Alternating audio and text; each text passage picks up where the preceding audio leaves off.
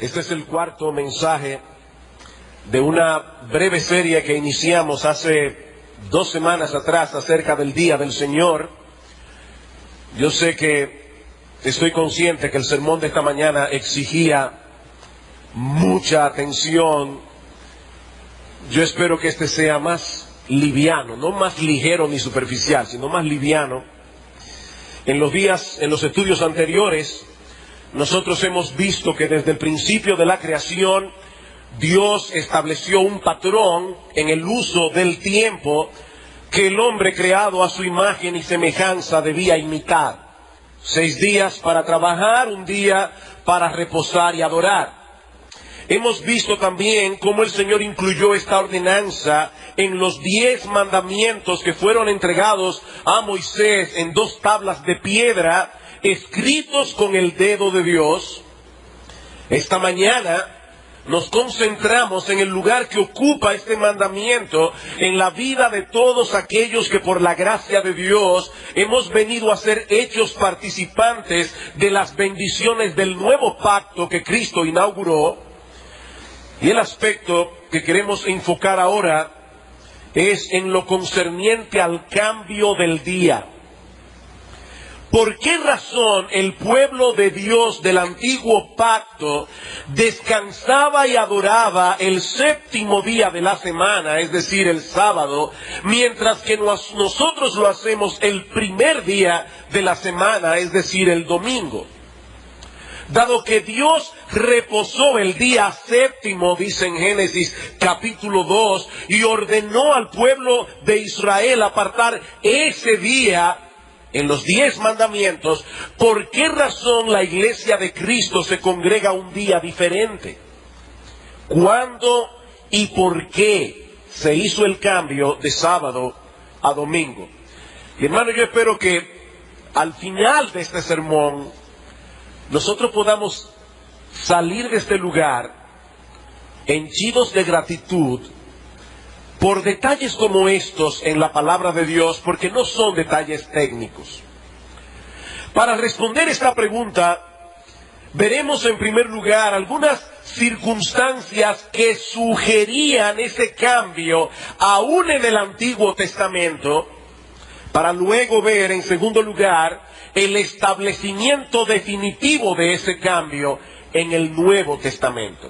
Así que empecemos en primer lugar viendo algunas circunstancias del Antiguo Testamento que sugerían ese cambio del día. El que haya habido un cambio en el día señalado para la adoración a Dios no solamente es enseñado en una forma clara en el Nuevo Testamento, sino que ya en el Antiguo Testamento nosotros podemos vislumbrar que eso habría de ocurrir, sobre todo cuando nosotros miramos el Antiguo Testamento desde la posición que tenemos ahora, una posición ventajosa, evidentemente porque estamos en el Nuevo Testamento.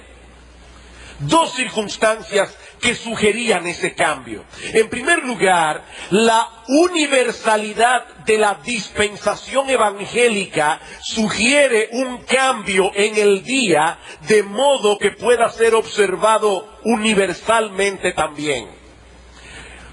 Mis hermanos, consideren por un momento la enorme diferencia que existe entre el pueblo de Dios en el antiguo pacto y el pueblo de Dios en el nuevo pacto. El pueblo de Dios en el antiguo pacto se circunscribía mayormente, aunque no únicamente, al pueblo de Israel. Era un pueblo específico que habitaba un pedazo de tierra específico bajo circunstancias climatológicas muy específicas. Ellos podían guardar ese día de reposo de caída de sol del viernes a la caída del sol del sábado, porque era de esa manera que ellos contabilizaban los días, no como nosotros hoy, que vamos de 12 a 12, sino que ellos contabilizaban los días de caída de sol a caída de sol. De manera que los judíos, viviendo en este pedazo de tierra en particular, con esta situación climatológica específica, ellos podían adorar a Dios de caída de sol del viernes a caída del sol del sábado. Pero nuestro caso es completamente distinto. La iglesia del nuevo pacto es una multitud de pueblo, tribu, lengua y nación, tal como Dios había profetizado desde el principio que ocurriría. Yo les pido que vayan conmigo al Salmo 22. Este es un salmo muy conocido por el hecho de que comienza con aquellas palabras que nuestro Señor Jesucristo pronunció en la cruz del Calvario: Dios mío, ¿por qué me has desamparado? Es un salmo mesiánico, es un salmo que apunta hacia la persona y la obra de nuestro Señor Jesucristo. En la primera parte del salmo, nosotros encontramos una sorprendente descripción de lo que fue la crucifixión. Mientras que en la segunda parte del Salmo, a partir del versículo 22, nosotros encontramos allí a ese crucificado que se ha levantado victorioso. Y dice en el versículo 27 del Salmo 22, se acordarán y se volverán a Jehová todos los confines de la tierra, y todas las familias de las naciones adorarán delante de ti. Mis hermanos, cuando nosotros escuchamos esta frase, las familias de las naciones, ¿qué viene a nuestra mente? El pacto que Dios hizo con Abraham. Serán benditas en ti todas las familias de la tierra. Los judíos tenían un extraño nacionalismo, como si ellos fueran los únicos que habrían de disfrutar de la salvación de Dios. Pero mis hermanos, Dios había anunciado ya en el Antiguo Testamento que todas las familias de las naciones vendrían y adorarían delante del Señor, porque de Jehová es el reino y Él regirá las naciones. Y dice en el versículo 31, vendrán y anunciarán su justicia a pueblo no nacido aún, anunciarán que Él hizo esto. Y yo me emociono cada vez que leo ese pasaje, porque pienso que República Dominicana no existía cuando este salmo fue escrito. Y por lo menos yo pienso, yo estoy ahí. A pueblo no nacido aún, anunciarán que Él hizo esto. Y nosotros hemos cantado aquí, hoy estábamos cantando el Salmo 117. Es un salmo lleno de contenido en ese sentido. Aunque es breve, dice este salmo: alabad a Jehová, naciones todas, pueblos todos, alabadle. ¿Y por qué las naciones todas deben alabar al Señor? Porque ha engrandecido sobre nosotros su misericordia, y la fidelidad de Jehová es para siempre. Un momento. Dice aquí que todas las naciones deben alabar al Señor por la misericordia que ha tenido con el pueblo de Israel.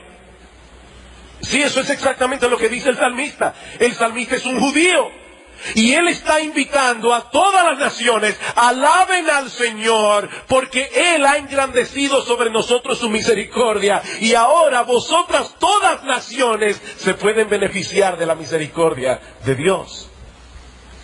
Así que el Antiguo Testamento anunciaba de antemano que algún día, la salvación del Señor habría de cubrir la tierra, la universalidad del Evangelio.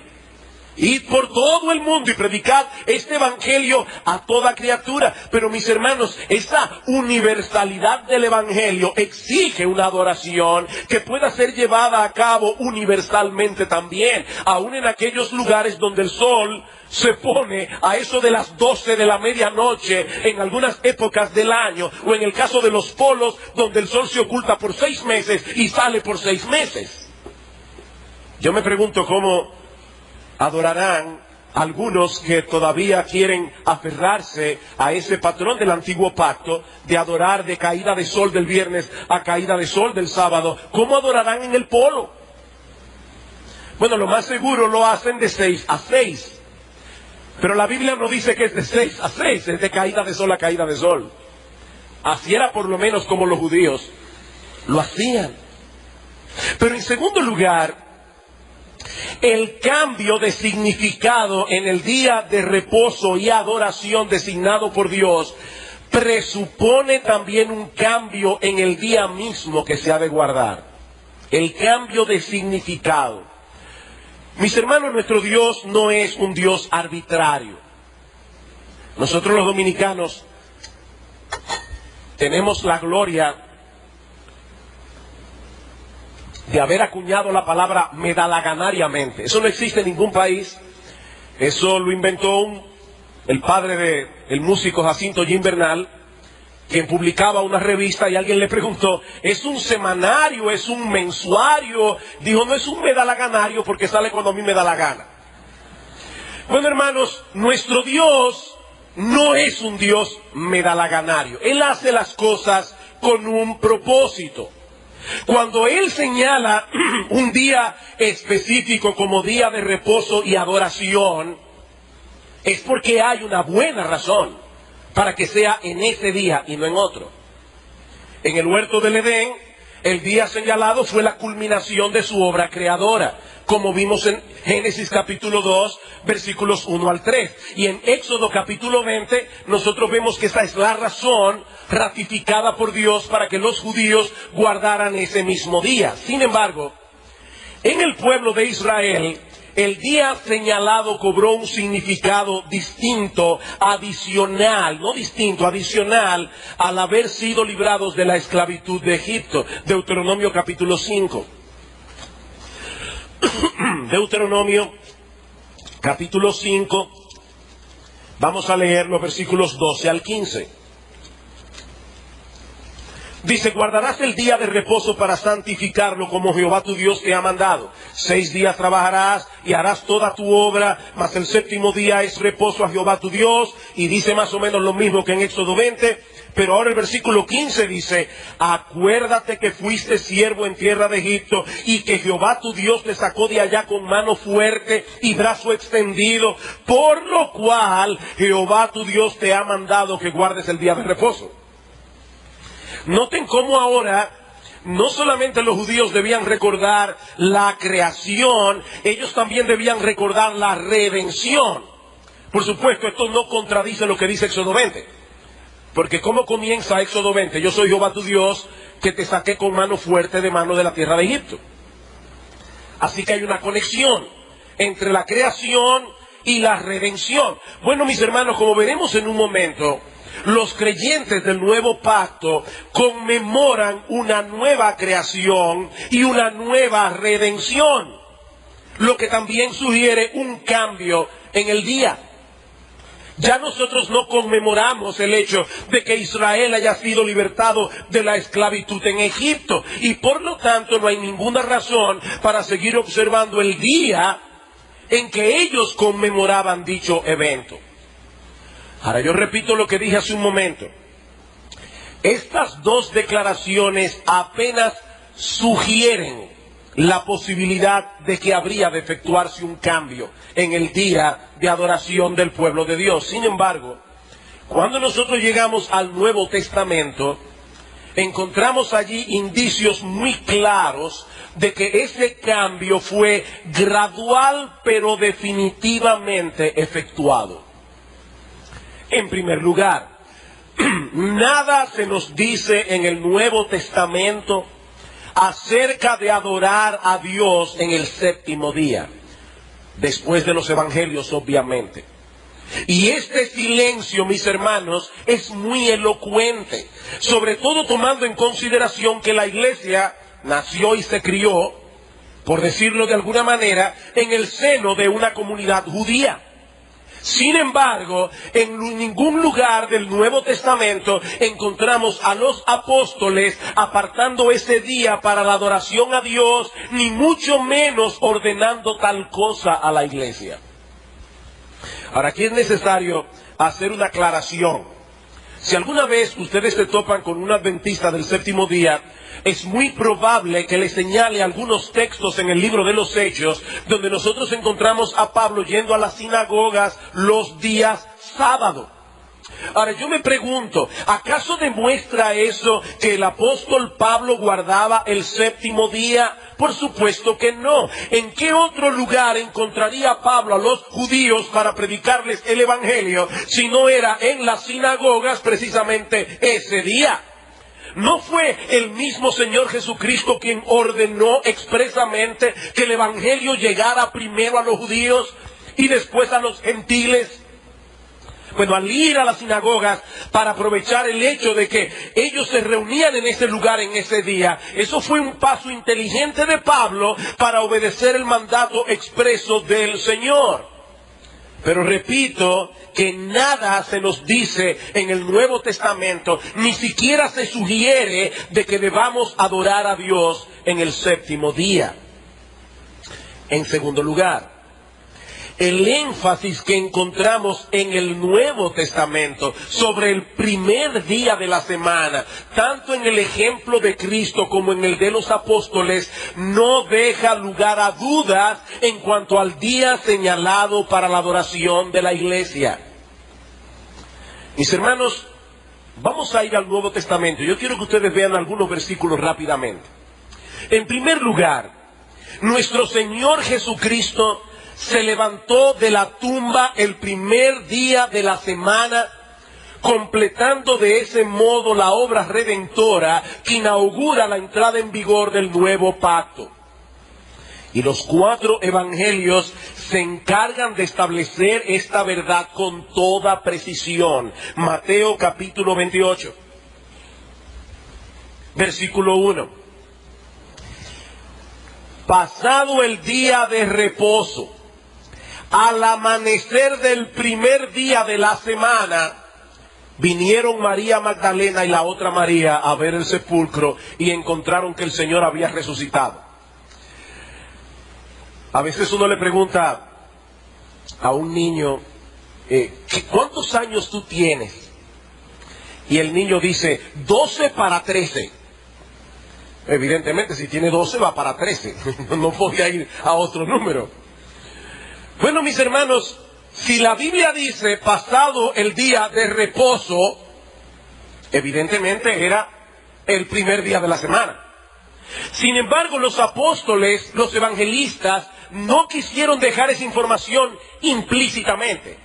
El texto dice, pasado el día de reposo, al amanecer del primer día de la semana. Ellos quieren resaltar el hecho de que fue en el primer día de la semana. Marcos 16.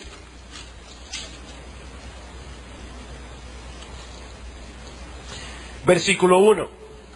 Cuando pasó el día de reposo, María Magdalena, María la madre de Jacobo y Salomé compraron especias aromáticas para ir a ungirle. Y muy de mañana, el primer día de la semana, vinieron al sepulcro ya salido el sol. ¿Cuándo sucedió eso? El primer día de la semana. Ellos quieren llamar nuestra atención a ese día.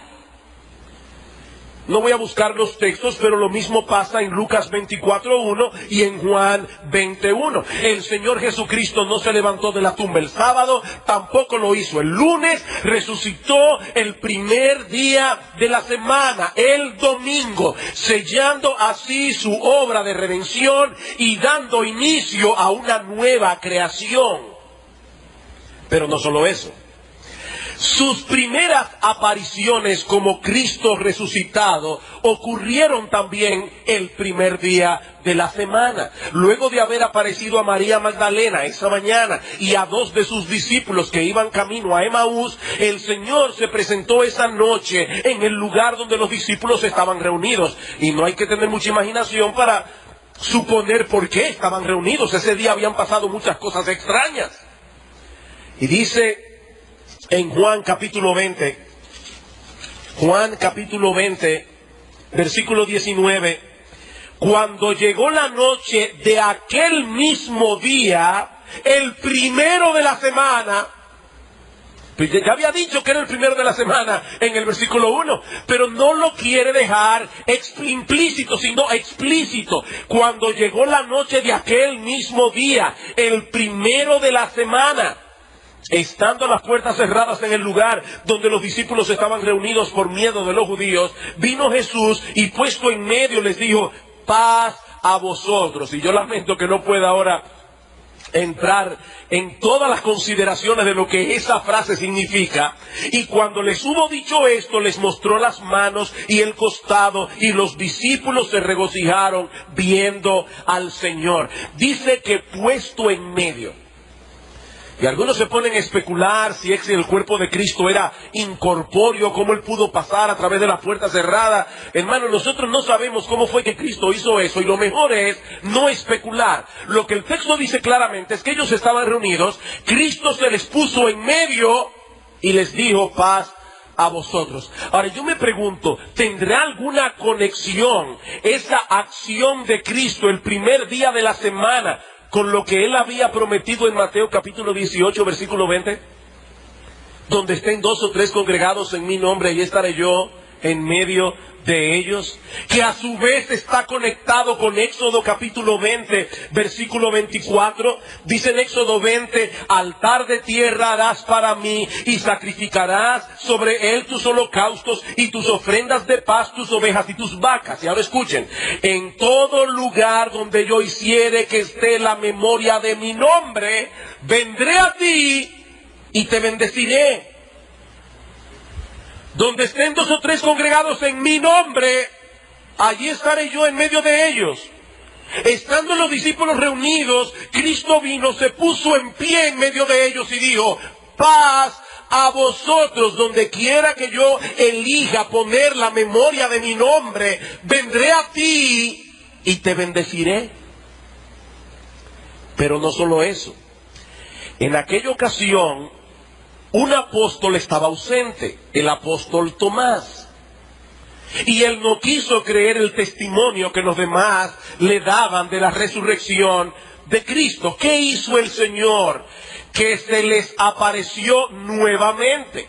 ¿Cuándo? El próximo domingo, Juan capítulo 20, versículo 26. 8 días después, y aquí es importante que aclare que los judíos, cuando contaban los días, ellos contaban el mismo día que estaba pasando como uno más.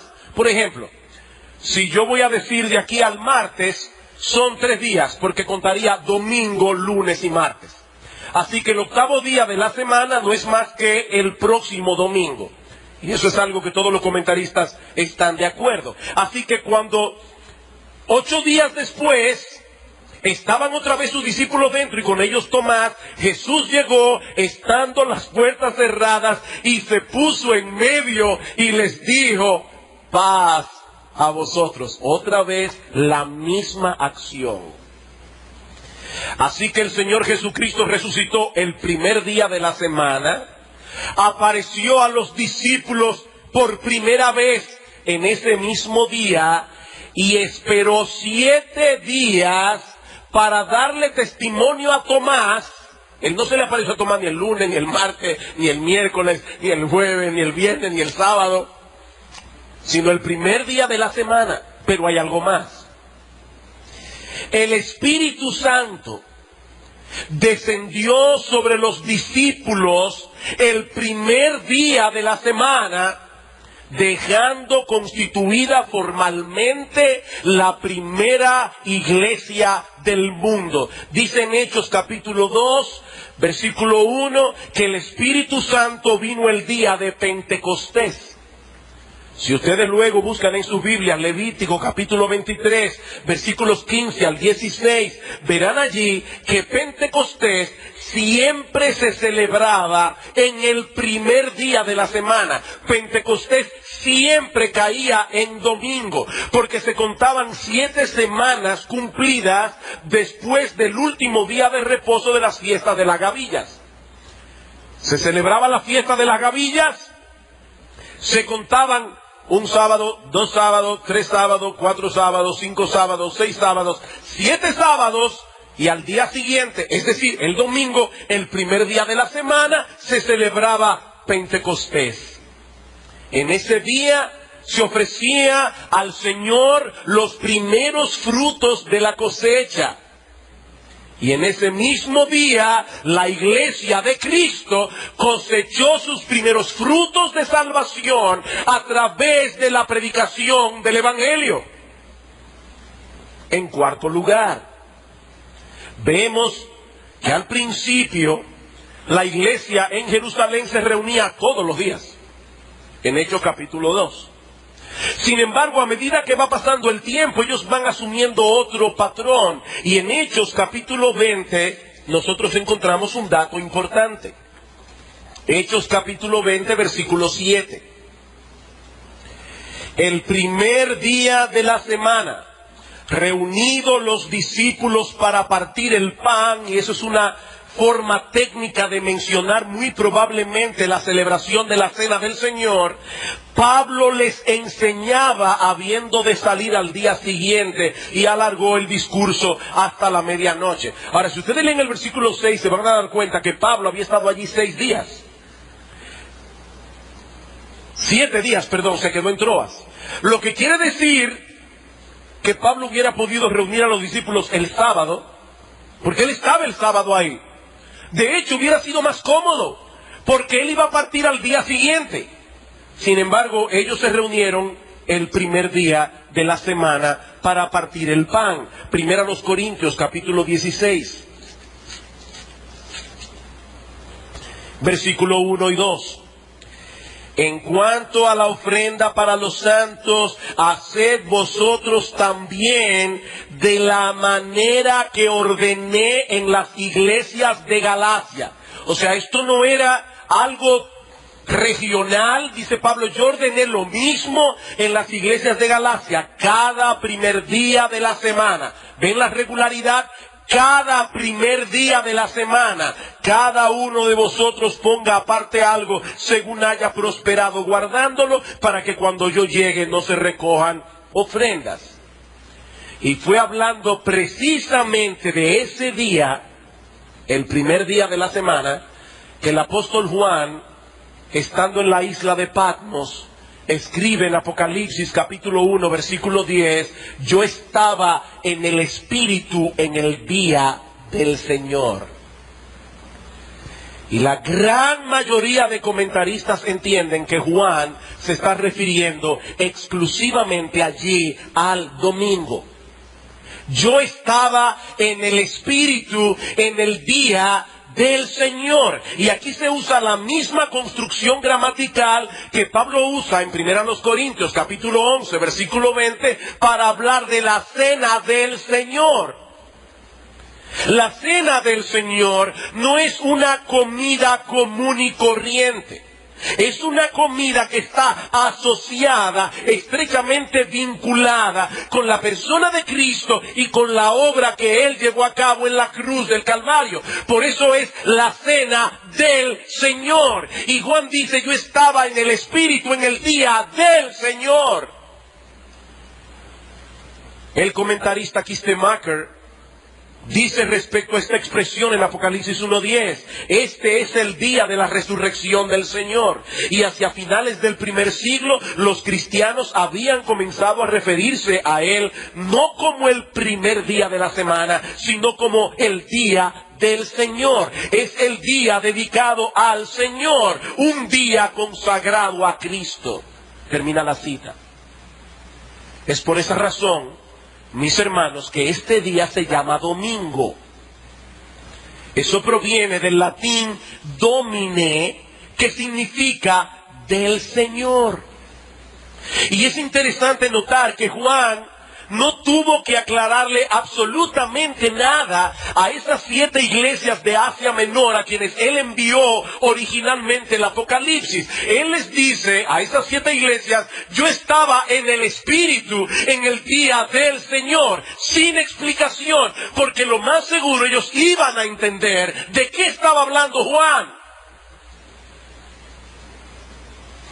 ¿Por qué nos reunimos como iglesia a adorar al Señor en este día y no en otro? Porque fue en este día que Cristo resucitó, porque fue en este día que Él se presentó a sus discípulos en más de una ocasión, porque fue en este día que descendió el Espíritu Santo para establecer formalmente la iglesia de Cristo, porque fue en este día que se llevó a cabo la primera predicación evangélica, la primera cosecha de salvación, el primer bautismo cristiano, porque solo encontramos evidencia en el Nuevo Testamento de que la iglesia se congregaba el primer día de la semana, y porque es acerca de ese día y no de ningún otro que Juan el apóstol se refiere cuando le llama el día del Señor. Somos una nueva creación en Cristo. Somos el producto de su obra redentora, una obra que fue completada cuando Cristo se levantó victorioso de la tumba el primer día de la semana. No había ninguna razón para que la iglesia continuara observando el día que conmemoraba la antigua creación y la antigua redención. Pero aún nos queda un argumento más, antes de traer algunas aplicaciones. Los padres de la iglesia post-apostólica confirman unánimemente esta enseñanza. Ahora, cuando yo hablo de los padres de la iglesia post-apostólica, nos estamos refiriendo a aquellos líderes que estaban guiando la iglesia de Cristo, que siguieron al frente de la iglesia de Cristo luego de la muerte de los apóstoles. Y yo debo aclarar aquí, mis amados hermanos, que las enseñanzas de los padres post-apostólicos no poseen para nosotros la autoridad que posee la Biblia. La palabra de Dios es nuestra única norma de fe y práctica. Sin embargo, es interesante notar cómo estas personas interpretaron las enseñanzas del Nuevo Testamento. Primero, porque algunos de ellos fueron contemporáneos de los apóstoles, porque ellos fueron testigos oculares de cómo la iglesia funcionaba durante el primer siglo, y algunos de ellos incluso fueron discípulos directos de algunos de los apóstoles. Los adventistas del séptimo día insisten en que fue Constantino quien cambió el día de adoración de sábado a domingo en el año 325 de nuestra era. Pero mis hermanos, esa declaración no es conforme a los datos históricos. Uno de los escritos más importantes de la era posapostólica, y por cierto, uno de los más hermosos, importante porque nos presenta un cuadro bastante vívido de lo que era la vida de la iglesia cristiana en esa época, es un documento que está de hecho traducido al español, conocido como la Didaqué. Algunos datan la Didaqué entre el 96 y el 98 después de Cristo. Para aquellos que tomaron alguna vez síntesis del Nuevo Testamento saben que esa es la misma fecha que se le da al Apocalipsis de Juan. Es decir, que muy probablemente el autor de la Didaqué o fue contemporáneo con el apóstol Juan, o quizás vivió unos pocos años después. Escuchen lo que dice la Didaqué.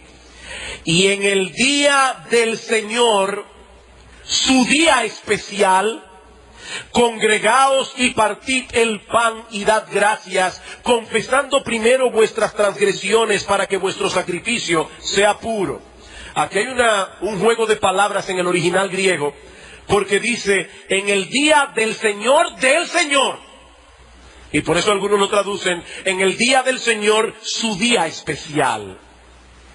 Ignacio de Antioquía, discípulo del apóstol Juan, nació el 31, murió en el 107, dice, no debemos sabatizarnos más, sino que debemos guardar el día del Señor en el cual nuestra vida fue levantada. Y en otro lugar escribió, este es el día del Señor, el día consagrado a la resurrección, el más importante de todos los días. Justino mártir, nació en el 100, fue martirizado en el 165. En uno de sus diálogos con un judío, dice que los cristianos no celebran las festividades judías ni observan sus sábados, Pero en otro lugar escribió: en el día que llamamos domingo se realiza una asamblea de todos los que viven en la ciudad y en el campo, en la cual son leídas la memoria de los apóstoles y los escritos de los profetas. Por cierto, algo que nosotros hacemos en cada uno de nuestros cultos, leer regularmente la palabra de Dios en el Antiguo Testamento y en el Nuevo Testamento. Dice Ignacio: fue este día en el cual comenzó la creación del mundo y en el cual Cristo se levantó de los muertos. La epístola de Bernabé, alrededor del 130, dice: no son vuestros sábados presentes los que son aceptables para mí, sino el sábado que yo he hecho. Por esto también nosotros guardamos el día octavo para gozarnos, el día en que también Jesús se levantó de los muertos y, habiendo sido manifestado, ascendió a los cielos.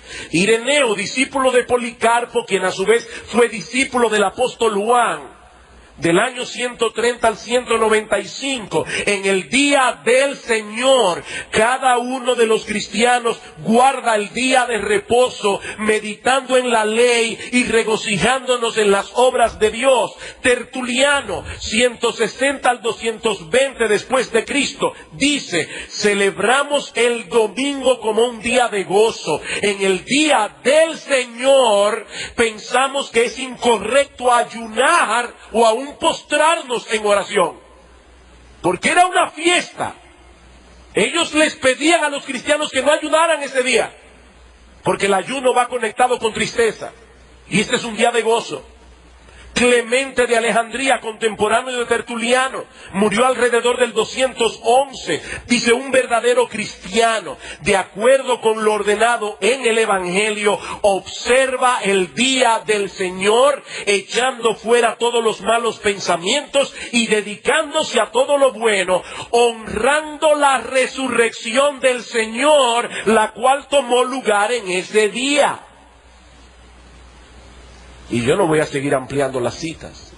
Yo creo que estas son suficientes para probar que no fue Constantino en el año 325 que hizo el cambio.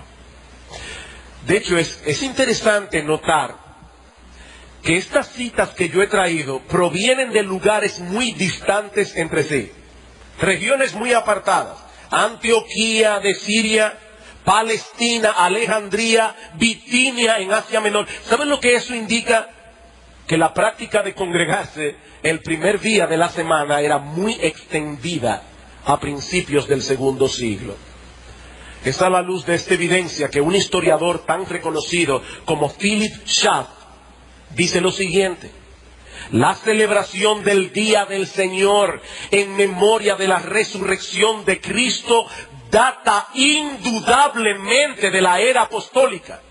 Nada menos que el precedente apostólico puede explicar la observancia religiosa universal en las iglesias del segundo siglo. No hay, dice él, una sola voz de disensión. Una sola voz de disensión. Y en otro lugar escribió: la observancia universal y no contradicha del domingo en el segundo siglo solo puede ser explicada por el hecho de que ésta tiene su raíz en la práctica apostólica. Ahora, hermanos, ¿y qué tiene todo esto que ver con nosotros? Darnos la tranquilidad de que nos estamos congregando en el día correcto, ¿o hay algo más aquí? Y yo creo que hay algo más. Y miren, si usted se olvida de toda la cita, de todo lo que yo he citado hoy, Tertuliano, Ignacio, la Didaqué, por favor no se olvide de esto que yo voy a decir ahora. No se olvide de esto. Mis hermanos, cuando nosotros nos reunimos como iglesia el primer día de la semana, nosotros estamos celebrando una fiesta. Porque es el día que conmemoramos la resurrección de nuestro Señor Jesucristo. Ahora yo me pregunto, ¿por qué el Señor quiere que su iglesia conmemore ese evento cada semana? ¿Por qué? ¿Por qué celebrar semanalmente la resurrección de nuestro Señor? Bueno, muy probablemente por todas las implicaciones de ese evento en la historia de la redención. Mis hermanos, ese fue el día de la tumba vacía, el día de la resurrección. Ese fue el día en que nuestro Señor Jesucristo fue vindicado por Dios el Padre y declarado Rey de Reyes y Señor de Señores. En el primer sermón en Pentecostés, ese es un texto glorioso, el apóstol Pedro está predicando el evangelio y le dice a los judíos en el versículo 32, ustedes mataron al autor de la vida, a este Jesús sin embargo resucitó Dios, de lo cual todos nosotros somos testigos, así que exaltado por la diestra de Dios en la resurrección y habiendo recibido del Padre la promesa del Espíritu Santo, Él ha derramado esto que vosotros veis y oís. Versículo 36, sepa pues ciertísimamente toda la casa de Israel que a este Jesús, a quien vosotros crucificasteis, Dios le ha hecho Señor y Cristo. Mis hermanos, este fue el día en que Dios el Padre hizo una declaración pública acerca del Hijo de su amor. Este fue el día en que Dios el Padre vindicó cada una de las cosas que Cristo dijo de sí mismo durante todo su ministerio terrenal. Yo soy el pan de vida, yo soy el camino, la verdad y la vida. Nadie viene al Padre sino por mí. Y por medio de la resurrección, Dios el Padre estaba diciendo, ese día, así es, escuchen a mi Hijo, porque Él y nadie más es Rey de Reyes y Señor de señores. Por eso Pablo dice en Romanos capítulo 1 versículo 4 que Cristo según la carne era hijo de David, pero que fue declarado hijo de Dios por la resurrección de los muertos. Pero no solo eso, mis hermanos. Este no solamente fue el día en el que Dios el Padre vindicó públicamente a Dios el Hijo. Mis hermanos, la resurrección de nuestro Señor Jesucristo confirma que Dios el Padre aceptó su sacrificio. Y eso significa, mis amados hermanos, que todos nuestros pecados, los pasados, los presentes y los por venir ya fueron pagados por nuestro Señor Jesucristo en la cruz del Calvario. Dios el Padre aceptó eso. Dice en Romanos capítulo 4 versículo 25 que Cristo fue entregado por nuestras transgresiones y resucitado para nuestra justificación. Si Cristo no se hubiera levantado de los muertos, dice Pablo en 1 Corintios capítulo 15, nosotros todavía estaríamos en nuestros pecados y seríamos hallados los seres más dignos de conmiseración de todos los hombres. Pero ahora Cristo ha resucitado de los muertos. Y cuando nosotros lleguemos al cielo, podemos llegar allí con toda seguridad, con toda confianza, sabiendo que ya no tenemos deudas pendientes con la justicia divina, porque el mismo Dios y Padre declaró públicamente haber aceptado lo que Cristo hizo a favor tuyo y a favor mío, resucitándolo de los muertos. Pero no solamente eso. La resurrección de nuestro Señor Jesucristo, mis amados hermanos, asegura nuestra santificación. Mis hermanos, qué difícil es la lucha con el pecado día tras día, día tras día. Y a veces pensamos, ¿podré yo seguir corriendo la carrera con paciencia hasta el día de mi coronación? Ah, mi hermano, recuerda que Cristo resucitó de los muertos. Y porque Cristo resucitó de los muertos, ahora tú puedes crecer en santidad. Dice en el versículo 8 de Romanos 6, y si morimos con Cristo, creemos que también viviremos con Él, sabiendo que Cristo, habiendo resucitado de los muertos, ya no muere, la muerte no se enseñorea más de Él, porque en cuanto murió, al pecado murió una vez por todas, mas en cuanto vive, para Dios vive. Así también vosotros, consideraos muertos al pecado, pero vivos para Dios en Cristo Jesús, Señor nuestro. Cuando Cristo se levantó de la tumba al tercer día, nosotros fuimos levantados juntamente con Él para vivir en novedad de vida. Una vida que, como veíamos esta mañana, es capaz de obedecer a Dios. No perfectamente, pero sí sinceramente. Nosotros podemos crecer en santidad. Nosotros no somos esclavos del pecado. ¿Saben por qué? Porque Cristo se levantó de los muertos. Pero no solo eso. La resurrección de nuestro Señor Jesucristo asegura nuestra resurrección. Primera a los Corintios capítulo 15, versículo 20. Dice Pablo: mas ahora Cristo ha resucitado de los muertos, primicias de los que durmieron es hecho. Él es el primer fruto, nosotros le seguimos detrás. Porque por cuanto la muerte entró por un hombre, también por un hombre la resurrección de los muertos.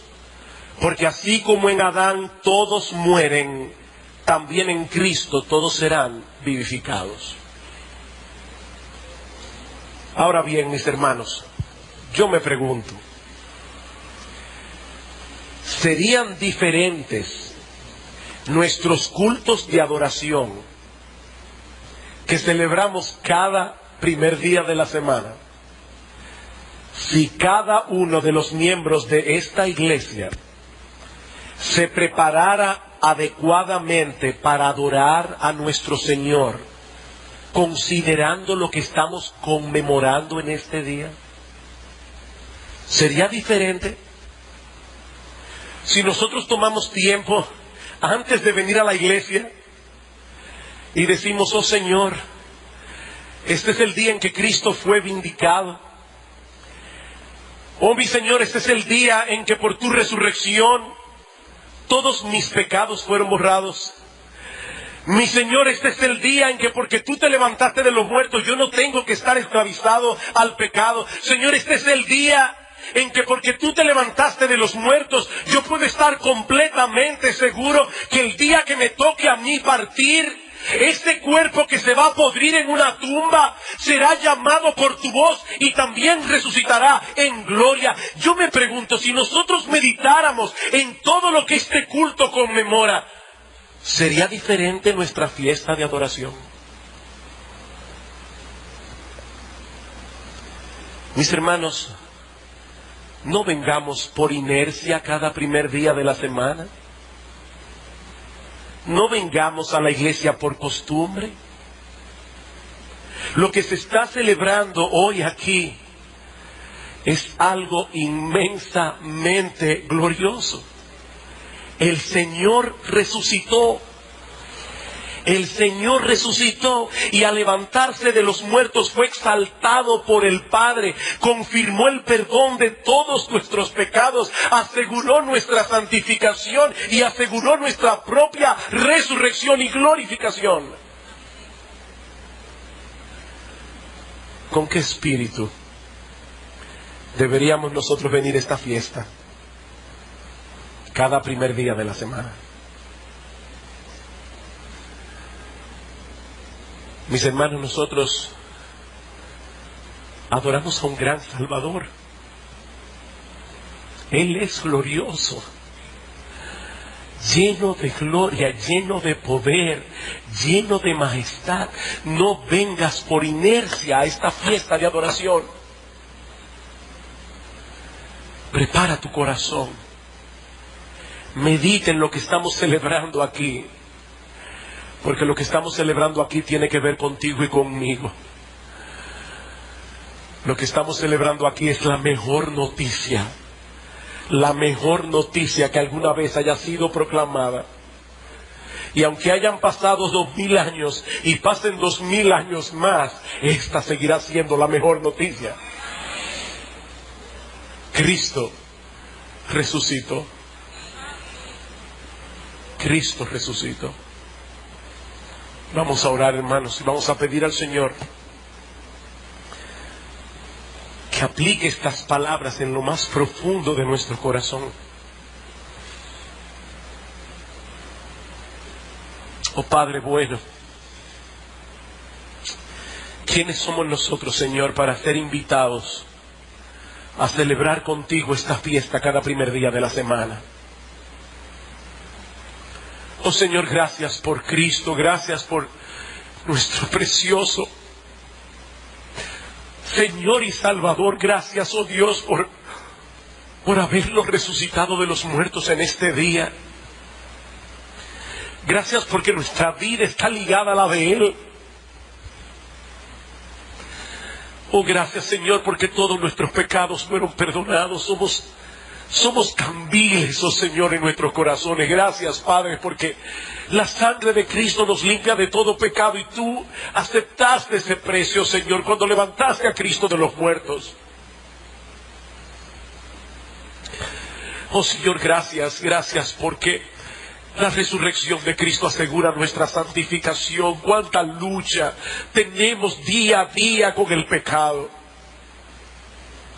Gracias, Señor, porque algún día este cuerpo mortal que se duele, que sufre, que se cansa, que se distrae, algún día, Señor, este cuerpo de humillación será transformado conforme al cuerpo de la gloria suya. Alabado sea tu nombre, alabado sea Cristo, alabado sea nuestro precioso Señor y Salvador. Oh Padre, bendice tu palabra en nuestros corazones.